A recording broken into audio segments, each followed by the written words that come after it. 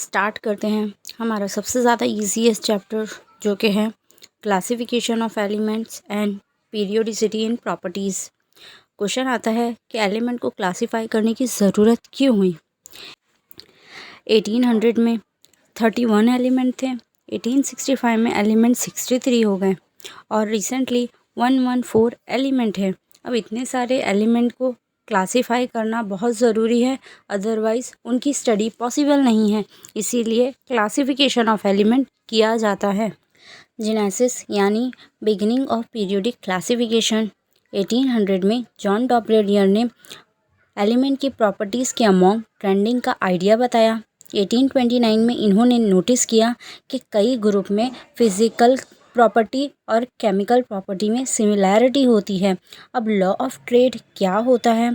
Law of trade का मतलब होता है जॉन डॉपलेरियर ने देखा कि अगर फर्स्ट एलिमेंट और थर्ड एलिमेंट के एटॉमिक वेट को प्लस करके 2 से डिवाइड किया जाए तो मिडल का एटॉमिक वेट निकल आएगा। इसे ही लॉ ऑफ ट्रेड कहते हैं। इसके बाद 1862 में चानकॉर टॉयस का लॉ आया, जिसमें इन्होंने एलिमेंट को increasing order of atomic weight में रख दिया, जिससे इन्होंने सिलेंड्रिकल पीरियोडिक टेबल बनाया।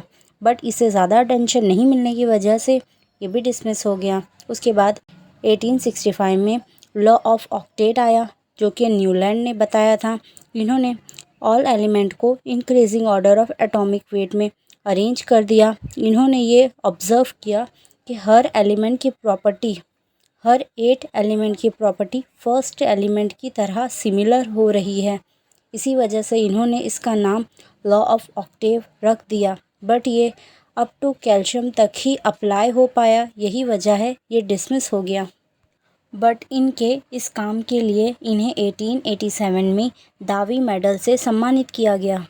बट आज जिस पीरियोडिक टेबल के बारे में हम पढ़ते हैं, इसमें मेंडलीव और लॉथरमेयर इन दोनों की मेहनत शामिल है। इन्होंने इंडिपेंडेंटली अपने वर्क को किया और दोनों ने एलिमेंट को increasing order of atomic weight में अरेंज किया। लॉथरमेयर ने फिज़िकल प्रॉपर्टी जैसे कि atomic volume, melting point, boiling point को against the atomic weight plot किया, तो इन्हें पीरियोडिकली रिपीटेड पैटर्न मिला। बट लॉथरमेयर का वर्क मेंडलीव के वर्क से पहले पब्लिश नहीं हुआ, इसीलिए मॉडर्न पीरियोडिक टेबल का क्रेडिट मेंडलीव सर को जाता है।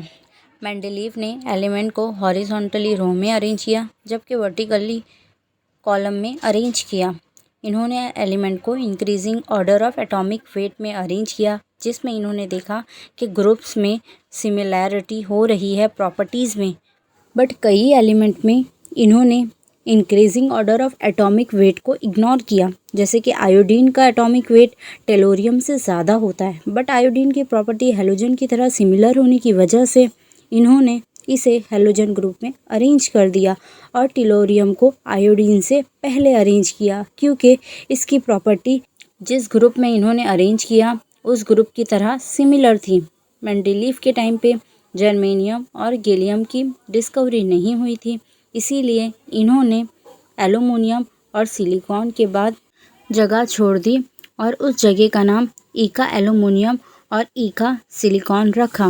मेंडलीव ने ना कि इन एलिमेंट को प्रिडिक्ट किया, बल्कि इनकी फ़िज़िकल प्रॉपर्टीज़ भी बताई और आगे चलकर ये एलिमेंट डिस्कवर भी हुए। मेंडलीव की क्वांटिटेटिव प्रेडिक्शन की वजह से इनका काम सक्सेस भी हुआ और फेमस भी हुआ। जब मेंडलीव ने अपना पीरियोडिक टेबल बताया, उस टाइम पे chemist internal structure of atom के बारे में कुछ नहीं जानते थे। 20वीं सेंचुरी के बिगिनिंग में बहुत सारी थियोरीज आई सब एटॉमिक पार्टिकल के बारे में। उनमें से 1930 में हेनरी मोज़रे ने ऑब्ज़र्व किया कि एलिमेंट के एक्सरे स्पेक्ट्रम में बहुत ज़्यादा रेगुलरिटीज़ आ रही थी। इन्होंने फ्रीक्वेंसी जो कि इमिट हो रही थी एक्सरे से, उसे अगेंस्ट द एटॉमिक नंबर और against the atomic mass plot किया। एटॉमिक नंबर के साथ इन्हें स्ट्रेट लाइन मिली, जिससे ये प्रूफ हुआ कि पीरियोडिक टेबल में atomic number most fundamental property है, ना कि atomic mass. 94 naturally occurring element में नेपच्यूनियम और प्लूटोनियम, एक्टिनियम और प्रोएक्टिनियम की तरह पिच ब्लेंड यानी ओर ऑफ यूरेनियम से ही मिलते हैं। एटॉमिक नंबर का मतलब होता है न्यूक्लियर चार्ज, जिसका मतलब होता है नंबर ऑफ प्रोटॉन या फिर number of electron neutral atom में। Modern version of periodic table को long form of periodic table कहा जाता है। हॉरिजॉन्टल रॉ का मतलब होता है सीरीज या फिर इन्हें पीरियड्स कहते हैं, और वर्टिकल कॉलम को ग्रुप या फिर फैमिलीज कहते हैं। पीरियोडिक टेबल में फर्स्ट पीरियड में 2 एलिमेंट्स होते हैं, सेकंड में 8, थर्ड में 8, फोर्थ में 18, फिफ्थ में 18, सिक्स में 32 एलिमेंट होते हैं। 6 की तरह 7th पीरियड भी इनकम्प्लीट होता है। 6th और 7th पीरियड्स के 14 एलिमेंट नीचे बॉटम में ऑर्गेनाइज होते हैं, जिन्हें एक्टिनॉइड और लेंथेनॉइड सीरीज कहते हैं।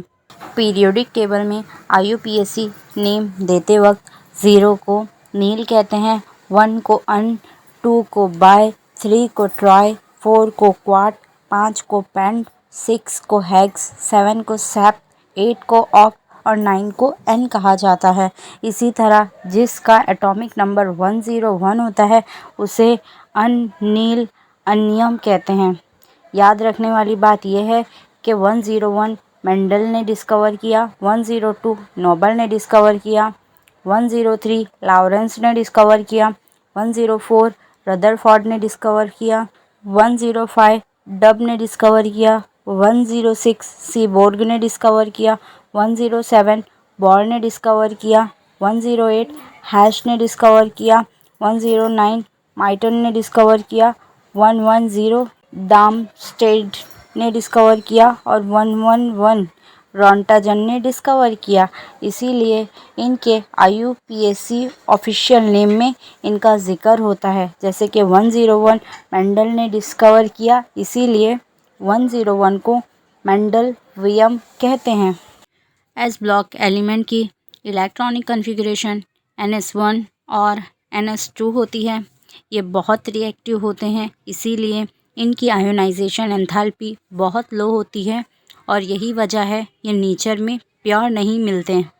इनकी ऑक्सीडेशन स्टेट +1 आयन और +2 आयन होती है। एस ब्लॉक एलिमेंट बहुत रिएक्टिव होते हैं एंड डाउन द ग्रुप जाते हुए इनकी रिएक्टिविटी इंक्रीज होती है। पीरियोडिक टेबल में ग्रुप 13 से लेकर 18 के बीच में आए हुए सारे एलिमेंट पी ब्लॉक एलिमेंट में आते हैं।